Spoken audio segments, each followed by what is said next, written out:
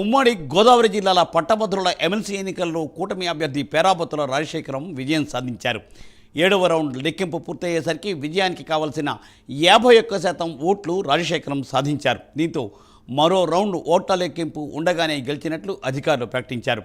ఇంత గొప్ప విజయం సాధించినందుకు సంతోషంగా ఉందని పేరాబత్తుల రాజశేఖరం అంటున్నారు. దీనిపై ఎక్స్క్లూజివ్ ఫీల్డ్ రిపోర్ట్ రాజమండ్రి నుండి శ్రీరామూర్తి అందిస్తారు. శ్రీరామూర్తి. ఆ మూర్తి చూసినట్లయితే ఈ ఎమ్మెల్సీ ఎన్నికలు ఇటు గుంటూరు, కృష్ణా, ఉభయ గోదావరి పట్టభద్రుల ఎమ్మెల్సీ ఎన్నికలు, అలాగే ఉత్తరాంధ్ర ఎమ్మెల్సీ ఎన్నికలు చూసినట్లయితే ఒక కూటమి ప్రభుత్వానికి ఒక అగ్నిపరీక్షగా భావించిన పరిస్థితి. అయితే కృష్ణా, గుంటూరు, ఇక్కడ ఉమ్మడి ఉభయ గోదావరి జిల్లాలో ఏదైతే కూటమి ప్రభుత్వం మొదటిసారిగా పట్టభద్రుల ఎమ్మెల్సీ ఎన్నికల్లో పోటీకి దిగింది. ఈ పోటీకి దిగిన ఈ ఎన్నికల్లో చాలా వారవారీగా పోటీ జరుగుతుందని చెప్పేసి కూడా భావించి ఒక అసెంబ్లీ ఎన్నికల తరహాలోనే కూటమి నేతలంతా కూడా అభ్యర్థుల గెలుపు కోసం కృషి చేసిన పరిస్థితి ఉంది. అయితే ఉమ్మడి ఉభయ గోదావరి జిల్లాల కూటమి అభ్యర్థిగా పేరాబత్తుల రాజశేఖరం దాదాపుగా 1,22,000 ఓట్లు పైగా 7 రౌండ్లోనే సాధించుకున్నారు.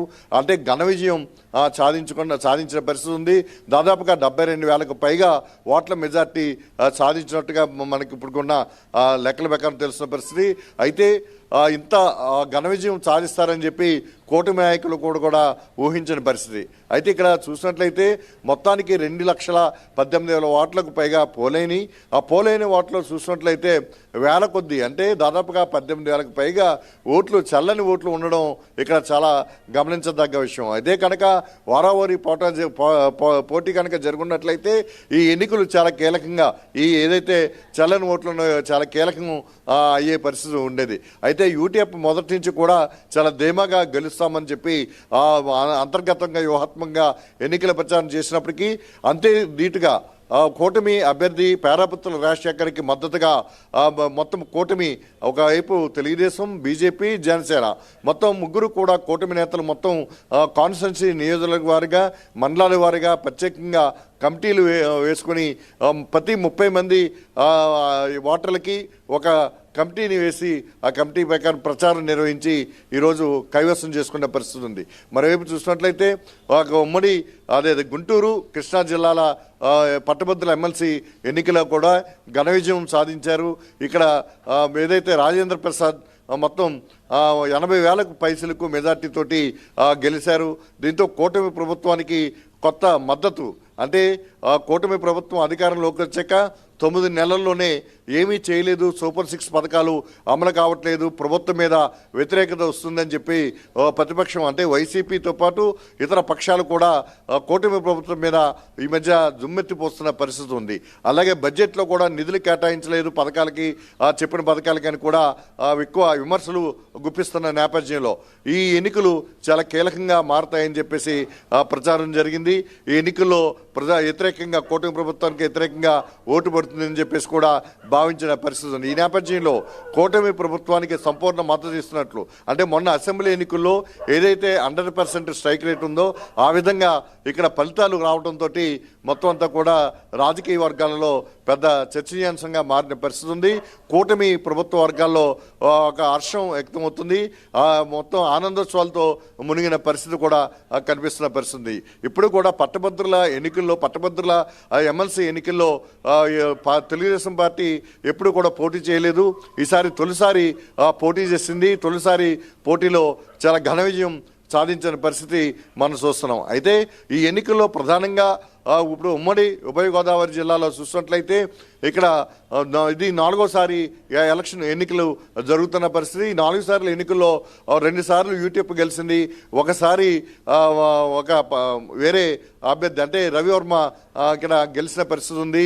అయితే ఇప్పుడు తాజాగా చూసినట్లయితే కూటమి అభ్యర్థి విజయం సాధించిన పరిస్థితి. యూటీఎఫ్లో ఇప్పటివరకు కూడా, అంటే పట్టభద్రులు కావచ్చు, టీచర్స్, వీళ్ళందరూ కూడా గత నుంచి ఓట్లు వేస్తున్నవారు ఉన్నారు. చాలా వ్యూహాత్మకంగా ఓట్లు వేస్తారు, తమ ఓట్లు తమకి ఎక్కువ పడతాయి. ఇందులో కూటమి కొత్తగా అభ్యర్థిని పెట్టింది కాబట్టి వీళ్ళకి ఈ విషయంలో ఓటు వేసుకునే విషయంలో కొంచెం కన్ఫ్యూజన్ ఉంది, అవగాహన లేదనేది ప్రచారం కూడా జరిగింది. అయినప్పటికీ కూడా చాలా పకడ్బందీగా ఎన్నికల ప్రచారం నిర్వహించారు. ఎక్కడికక్కడే ఎన్నికల ప్రచారం నిర్వహించడంతో పాటు ఓటర్లకి ఓటు ఎలా చేయాలనేది ఒక అవగాహన కల్పించారు. ఇందులో ప్రధానంగా చూసినట్లయితే యువత ఓటు ఎక్కువగా పాల్గొన్న పరిస్థితి కూడా కనిపించింది. అయితే ఇప్పుడు ఉత్తరాంధ్ర ఎమ్మెల్సీ ఎన్నికలు చూసినట్లయితే, టీచర్స్ ఎమ్మెల్సీ ఎన్నికలు చూసినట్లయితే మూడో పర్యాయం పిఆర్టీయూ అభ్యర్థి శ్రీనివాస్ నాయుడు మూడో పర్యాయం హ్యాట్రిక్ సాధించారు. ఇక్కడ కూటమి మద్దతు ఇచ్చిన ఏదైతే పాకలపాటి రఘువర్మ అది పరాజయం చెందారు. అయితే వరుసగా టీచర్స్ ఎమ్మెల్సీగా శ్రీనివాస్ నాయుడు గెలుస్తూ వస్తున్నారు. 2007 నుంచి కూడా ఆయన విజయం సాధిస్తూనే ఉన్నారు. ఇప్పుడు కూడా విజయం సాధించారు. దాదాపుగా సుమారు 20,000 ఓట్లకి పైగా ఉంటే ఇక్కడ టీచర్స్ ఓట్లు మాత్రం చల్లని ఓట్లు చాలా తక్కువగానే పడ్డ పరిస్థితి ఉంది. అయితే ఇక్కడ గ్రాడ్యుయేట్ ఎన్నికల్లో అయితే చాలా వేల కొద్దీ ఓట్లు చల్లకపోవడం అనేది ఒక పెద్ద చర్చనీయాంశం కూడా మారింది. అయితే ఈ పట్టభద్రుల ఎమ్మెల్సీ ఎన్నికల్లో ఇక్కడ గుంటూరు కృష్ణా జిల్లా ఆలపాటి రాజేంద్ర ప్రసాద్ ఘన విజయం సాధించడం, ఇక్కడ యూటీఎఫ్ అభ్యర్థి లక్ష్మణరావు గతంలో కూడా ఎమ్మెల్సీగా ఉన్నారు, అతను ఓటమి చెందడం. అలాగే ఉమ్మడి ఉభయ గోదావరి జిల్లాలో చూసినట్లయితే ఇక్కడ వీరరాఘవులు యూటీఎఫ్ తరపున అభ్యర్థిగా నిలబడ్డారు. అయితే ఇతనికి 60,000 ఓట్లకు మించి రాని పరిస్థితి ఉంది. అయితే అక్కడ కూడా అంతే, లక్ష్మణరావు కూడా 67,000 ఓట్లకి మించి రాలేదు. అయితే ఇది 1,00,000 ఓట్లకు పై దాటి ఇద్దరు అక్కడ రాజేంద్ర ప్రసాద్ కావచ్చు, ఇక్కడ ఏదైతే రాజశేఖరం కావచ్చు 1,00,000 ఓట్లకు పైగా వచ్చాయి. దాదాపుగా 80,000 మెజార్టీలతోటి గెలిచారు. దీంతో ఏదైతే మొన్న అసెంబ్లీ ఎన్నికల్లో 50 మెజార్టీతో అయితే ఇక్కడ భారీ మెజార్టీలతోటి అసెంబ్లీ అభ్యర్థులు కలిశారు కూటమికి సంబంధించి. ఉమ్మడి గోదావరి జిల్లాలో కూడా ఒక్క వైసీపీ సీటు కూడా రాని పరిస్థితి, ఇక్కడ 100% స్ట్రైక్ రేట్లో గెలిచిన పరిస్థితి. ఇలాంటి పరిస్థితుల్లో ఇప్పుడు కూడా పట్టభద్రుల ఎమ్మెల్సీ ఎన్నికల్లో కూడా పట్టభద్రులు అందరూ కూడా ఆ టీచర్స్ పట్టభద్రులు అందరూ కూడా ఇక్కడ కూటమి ప్రభుత్వానికి సంపూర్ణ మద్దతు ఇచ్చిన పరిస్థితి ఉంది. దీంతో ఆ ప్రభుత్వాన్ని చాలా పకడ్బందీగా ఇక్కడి నుంచి సంక్షేమం అభివృద్ధి బ్యాలెన్స్ చేసుకుని ముందుకు వెళ్ళడానికి కూడా ఈ ఎన్నికల తీర్పు ఒక నిర్ణయాత్మకంగా ఉందని చెప్పేసి కూడా కూటమి వర్గాలు భావిస్తున్న పరిస్థితి ఉంది. Murthy. Thank you Sriramurthy. Thanks for exclude details.